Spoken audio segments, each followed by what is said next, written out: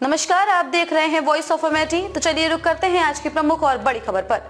मौलाना तौकीर बोले, अब छेड़ोगे तो छोड़ेंगे नहीं।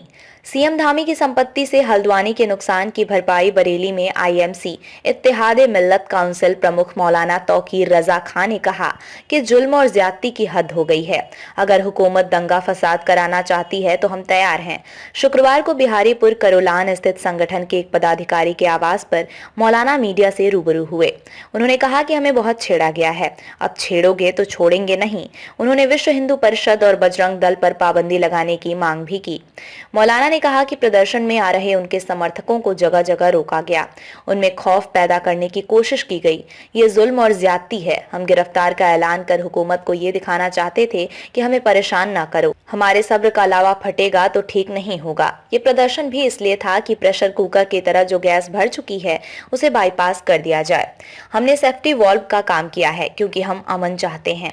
मौलाना ने कहा कि मुसलमानों से नफरत क्यों करते हो? हिंदुस्तान की रग में मुसलमान बसा हुआ है, नसों से खून खींच दोगे तो बचेगा क्या? उन्होंने मुफ्ती सलमान अजहरी को रिहा करने की मांग भी उठाई। धामी की संपत्ति से हल्द्वानी के नुकसान की भरपाई। मौलाना, धामी की संपत्ति से हो हल्द्वानी के नुकसान की भरपाई।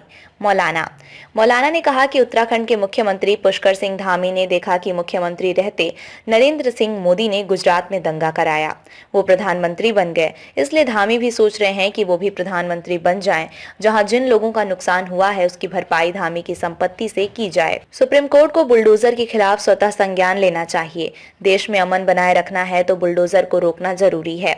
आस्था है तो मानसरोवर को चीन से कराएं आजाद। मौलाना तौकीर ने कहा कि प्रशासन हुकूमत के दबाव में काम कर रहा है। बाबरी मस्जिद पर फैसला आस्था के आधार पर दिया गया।